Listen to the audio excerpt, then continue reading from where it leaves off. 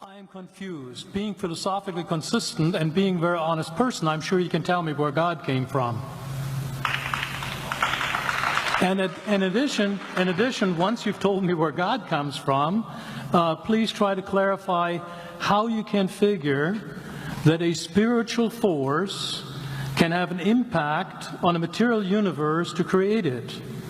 I think that some years ago we already talked about that kind of thing in philosophical circles at any rate, by posing the question, if angels are made of spiritual matter and a pen is made of material matter and spiritual matter displaces no space, how many angels can dance on the tip of a pen? Go ahead. All right, your question, where did God come from, assumes that you're thinking of the wrong, obviously it displays that you're thinking of the wrong God, because the God of the Bible is not affected by time, space, or matter. If he's affected by time, space, or matter, he's not God. Time, space, and matter is what we call a continuum. All of them have to come into existence at the same instant, because if there were matter but no space, where would you put it? If there were matter and space but no time, when would you put it? You cannot have time, space, or matter independently. They have to come into existence simultaneously.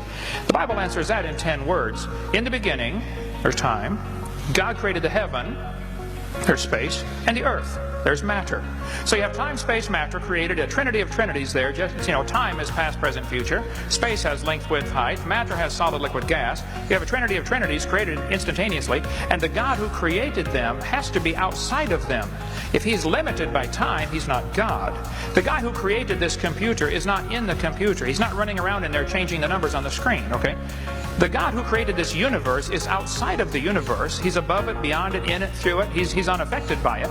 So the concept that a spiritual force cannot have any effect on a material body, well then I guess you'd have to explain to me things like emotions and love and hatred and envy and jealousy and rationality.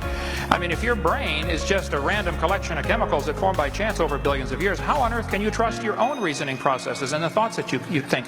Okay, so